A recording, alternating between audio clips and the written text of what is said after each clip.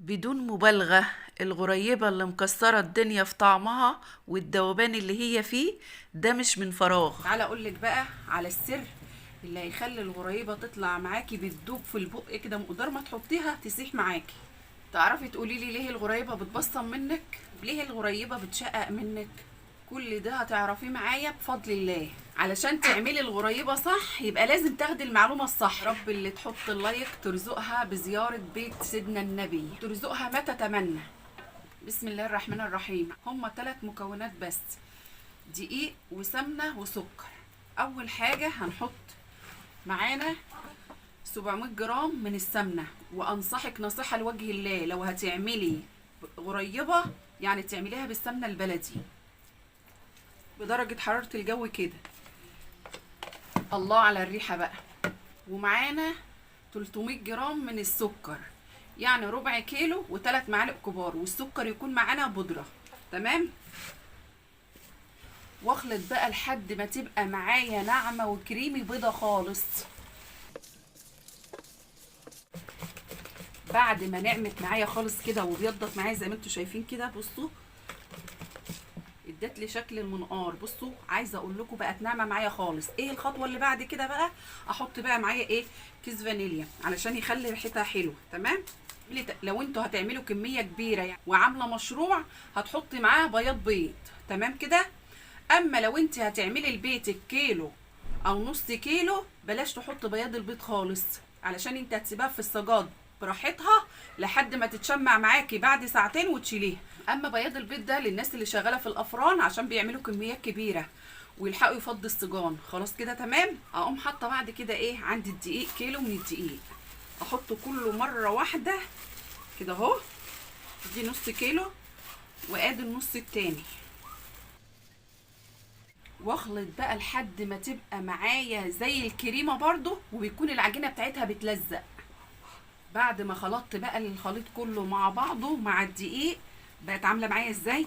في المرحله دي بقى ابدا احط ايدي التانية وبس لحد ما تبدا معايا تبقى عامله زي العجينه وبتلزق في ايدي. هوريكم دلوقتي كده. ما تقلقوش هتنعم معاكم خالص وهتلزق. عجيني فيها براحتك خالص، هي ما فيهاش سوائل عشان تقلقي منها، مش هتعضم معاكي ولا حاجه.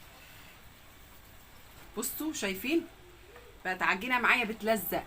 كل ما تبسي فيها انا عايزاها تبقى بتلزق في ايدك كده زي ما انت شايفه، وتلاقيها ايه؟ العجينه بيضت معاكي. هتنجح معاكي الغريبه وهتبقى من الاخر. هوريك واحطها في كيس الحلواني. عندي بقى البلبله ديت اللي هي دي اللي بتاع الغريبه. وعندي الكيس بقى اللي هو الايه البلاستيك ده اللي هو استخدام مره واحده او مرتين. واحط بقى عندي الغريبه بقى بالشكل ده كده.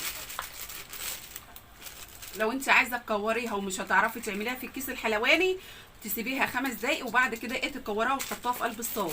هوريها لكم دلوقتي. واحط برده كده في قلب الكيس بالشكل ده كده.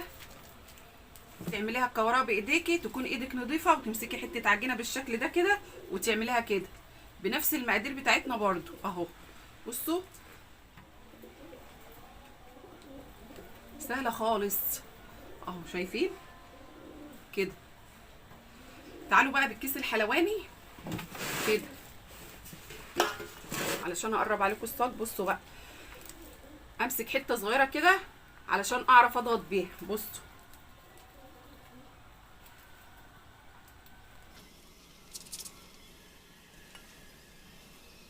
شايفين الطريقه سهله ازاي؟ هخلص بقى تشكيل الغريبه بتاعتي بالشكل ده، وبعد كده بعد ما اخلص هوريها لكم. بعد ما بعمل كده تكون ايدي برده نظيفه، وانزل ايه البسبوس بتاعها كده كده. الناس اللي فاتحه مشروع في البيت الكيس الحلواني افضل واحسن، بتسهل عليها الشغل على طول. بعد ما خلصت بقى تشكيل بالشكل ده اقوم حطاه في قلب الفرن على طول على درجه حراره هاديه جدا اللي هي 180 لو عندك ايه اللي هو بالتايمر. اما لو الفرن اللي زي بتاعي ده على درجه حراره هاديه جدا وهتاخد معايا من تلت ساعه لنص ساعه. عايزه اقول لكم الغريبه ما بتاخدش لون خالص، بتبقى بيضه زي ما هي كده. وعايزه اقول لك زي ما انت شايفه كده مش هتفرش معايا خالص، هتبقى بنفس السمك اللي انتوا شايفينه ده. وهوريهولكوا دلوقتي طول ما تطلع معانا من الفرن. بسم الله ما شاء الله، اللهم صل على النبي. شايفين الغريبه؟ تسيبوها لحد ما تبرد، ما تلمسهاش. اقل حاجه تسيبها ساعتين 2، دي اقل حاجه.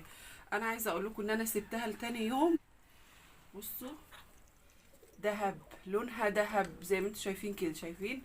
لا بتبصم ولا اي حاجه معايا. بصوا بصوا بصوا بصوا مستويه. بصوا بصوا مستويه اهي. بصوا ومستويه، بصوا مستويه ولا معجنه معايا من جوه ولا اي حاجه. بصوا شايفين الجمال؟ وعايزه اقول لكم دايبه وطعمها من الاخر. الله، مقدار ما تحطها كده في بقك بتدوب.